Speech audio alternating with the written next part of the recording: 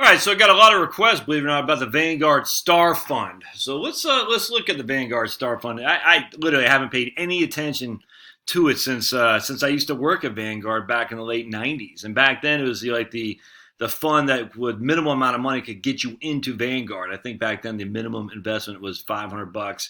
It's only $1,000 now, so it's still probably the first fund to get new investors into the markets for sure. And back then it wasn't a sexy fund. Now it's not a sexy fund. So back then we didn't talk much about it. Today I imagine it gets overlooked a lot too, and that's too bad because I actually think there's some opportunity here for keep it simple. I don't have any qualm with the fund whatsoever, none, and I'll show you why here in just a second.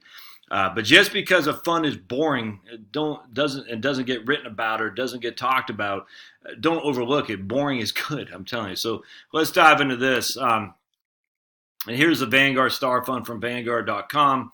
It's a balanced fund, 60-40 stock to bond portfolio. It offers investors exposure to 11 underlying actively managed Vanguard funds, including domestic and international. So if you want some of the other active managed funds from Vanguard, a fund and fund, so to speak, this is it. 31 basis points, it's the fee, so very, very cheap to own. All right, I like it a lot. It's done good. I mean, it's done incredibly well since, let's see, I was going to show you here. I guess I got to go to performance, but actually right here. So it's got a 2.28% dividend yield. Again, that's going to be 40% of the bonds. Just show you how low the yields are on bonds to include stock dividends. You're not buying this for yield. If anything, you're buying it for the volatility reduction because the bonds aren't contributing anything on the upside. They're just contributing theoretically to the downside risk protection. I think, yeah, we'll talk about Morningstar, what it gives it here in just a second. Oh, yeah, here. So Vanguard Windsor 2 fund. It's number one holding. I like the Windsor 2. Then we also got the Prime Cap is number 9 holding, which I like a lot because Prime Cap has been closed since I was at Vanguard. Windsor Fund is number 8. So you see the Windsor Prime Cap and Windsor 2 fund are in the top 10 holdings. Ginnie Mae, all right, it's one of my favorite bond funds. You got these bonds are number 2, 3, and 4 in terms of the holdings as well. So the long-term Ginnie Mae and short-term bond funds represent the basically the entirety of the bonds in at least the top 10. Well, essentially the whole thing. So definitely heavy in bonds, and you know me, I'm just not a huge fan of the bonds, especially when I show you what the performance has been throughout. I haven't looked yet, but we're going to look at Yahoo to see what the year over year was. And I have a sneaky suspicion this fund was still down around 25% in 2008, I imagine. And we'll see. And see, the issue that I always come back to is like, if you're going to take the risk, might as well just take all the risk and put your safe money in CDs because bonds do not shield you from risk necessarily. Now, they can, but it really depends on what type of bonds. And so if you're kind of saying, I want to be protected from risk, government bonds are your best bet. If you're going government bonds, your CDs would serve you better right now. So that'd be my issue with a 60-40 one-stop shop here. But at the end of the day, it's tough to beat. So let's look at performance. So the fees are cheap, $1,000 to get in. It's run by good funds. Again, Prime Cap's in there. Windsor 2. Let's see, performance here. Here we go. So we got 10-year 9.41 is the average. I'm not complaining about that. And since inception, since 1985, it's 9.26. Not gonna hear any fussing from me. Return before taxes 10.88. This is at the end of for the last 10 years at the end of March. But then return after taxes on distributions is 9.67. So relatively tax efficient when all said and done. Not horribly tax inefficient. And the reason is for that because they don't have much of a turnover. Let's see, does it show us? Oh yeah, right there. Look. So the last 3 months, year to date, previous month it was down 3.9% for the month of May. Where is the portfolio, the turnover, distributions? We might have to go to Morningstar to look at this. 60-40 roughly, 21 billion assets. So it's huge, but not a huge fund relative to Vanguard. Let's see. I don't see anything here. I'm looking for distributions. I'm looking for turnover. All right, so that doesn't tell us that. Realized capital gain at the end of the realized 4.25% of the portfolio.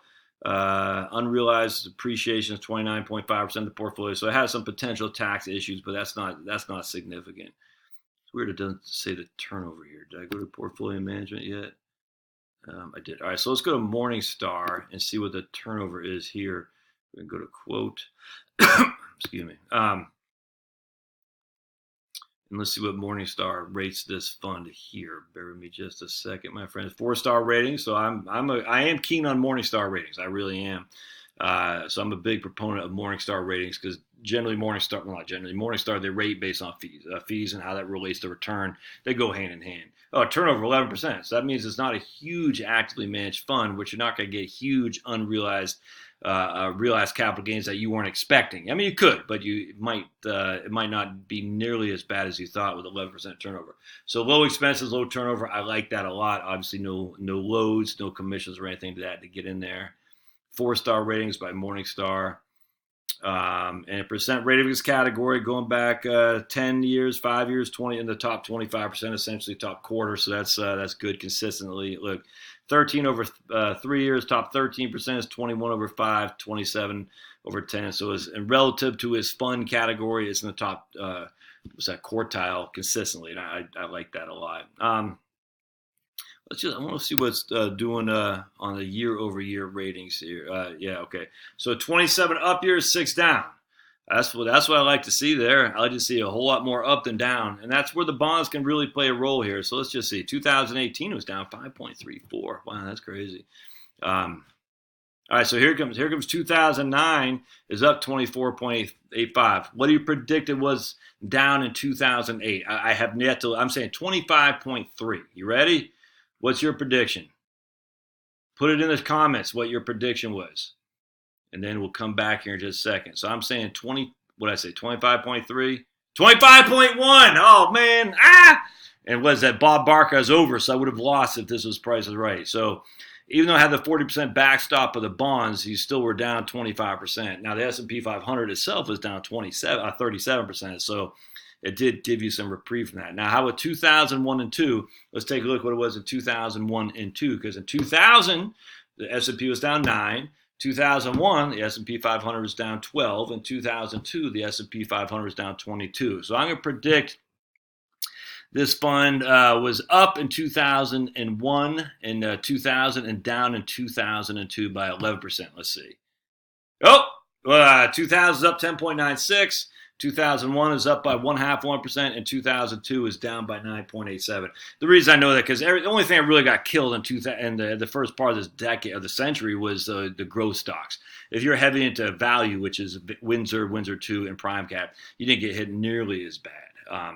Anyways, that's interesting. So, 1994, the Feds were raising. It was down, less than 0.25%. 99, the Fed was raising. It was up 7.13. So, 1990, we're in a recession, down 3.63. Look, I got no qualm with this at all. None whatsoever. I don't have any issue with Vanguard Star Fund. It is the one way you have access to Prime Cap, that's for sure. So, if Prime Cap is on your mind and you want to get access to it, here's your way in. All right, we'll see you next time.